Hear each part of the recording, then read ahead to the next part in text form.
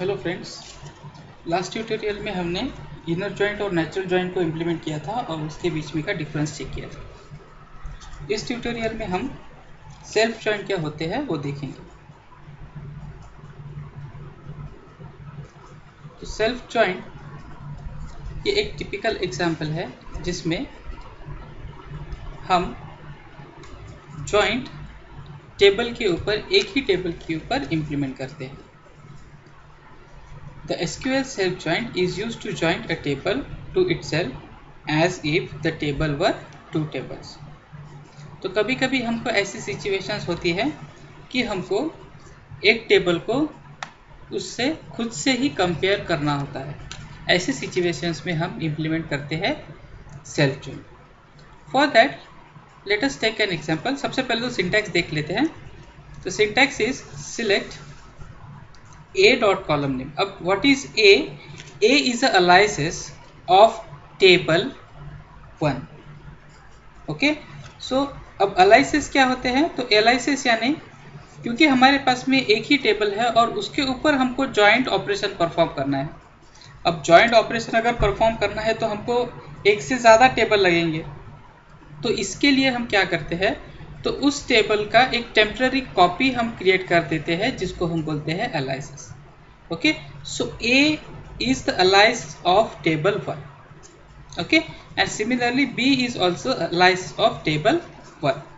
Okay, तो अब हमारे पास में क्या हो गया, तो A और B दो कॉपीज हो गई टेबल 1 की और अब हम इस दो कॉपीज को एक दूसरे के साथ में करेंगे कंपेयर। इसको हम बोलते हैं सेल्फ जॉइंट। ओके, सो सिंटैक्स देखो कैसे है। Select A dot column name B dot column name from table 1 as A, comma table 1 as B। यहाँ पे हम क्रिएट कर रहे हैं aliases and then we will write the condition. Okay, now let us try to implement this thing. implement करने से ज़्यादा अच्छे से समझ में आएगा। देखो हमारे पास में एक मैनेजर रिलेशन है। फॉर एग्जाम्पल इस मैनेजर रिलेशन में कुछ एट्रीब्यूट्स हैं जैसे कि employee ID, employee name and manager ID. Okay, now an employee can be a manager. If you assume that an employee can be a manager, so we will get this data. Okay, now there is employee ID 10 जिसका नाम है अजय और वो खुद boss होने की वजह से उसका कोई मैनेजर नहीं है। तो सेकेंड एम्प्लॉय 20 इज करण और इनके मैनेजर का नाम, उसके मैनेजर का आईडी है 10।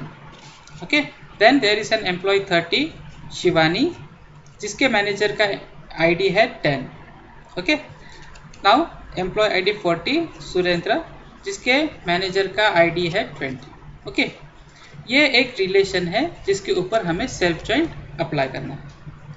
Now suppose we have a query that list the name of employees who are manager at an organization। ठीक है, यानी हमको क्या करना है, तो हमको ऐसे एम्प्लॉयज के नाम निकालना है जो मैनेजर है। इसका मतलब क्या होगा कि हमको इक्वालिटी चेक करनी पड़ेगी कि एम्प्लॉय डॉट आई डी जहाँ पे मैनेजर डॉट आई डी के साथ में मैच होगा वो एम्प्लॉयज क्या हो जाएंगे, मेरे मैनेजर्स हो जाएंगे। तो मुझे क्या करना पड़ेगा, तो employ dot I D compare करना पड़ेगा मैनेजर डॉट आई डी के साथ। इस सिनेरियो में, इस ऐसी सिनेरियोज में हमको सेल्फ जॉइंट यूज करना होता है। Okay, now let us try to execute this query. कैसे करेंगे हम, we will write select manager dot employee name from, okay, instead of writing manager dot I D name I will write A dot employee name from manager as A, comma manager as B.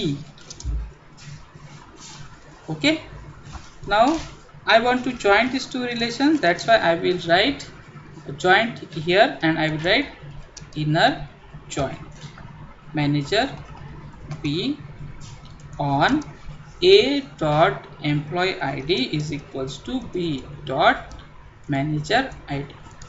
Okay, now this will be my query to apply self join. Okay, I will execute this query. तो मुझे list मिल जाएगी उन सारी employees की जो manager है। अब यहाँ पे प्रॉब्लम ये है कि मुझे यहाँ पे रिपीटेटिव नेम्स मिल रहे हैं मैनेजर के।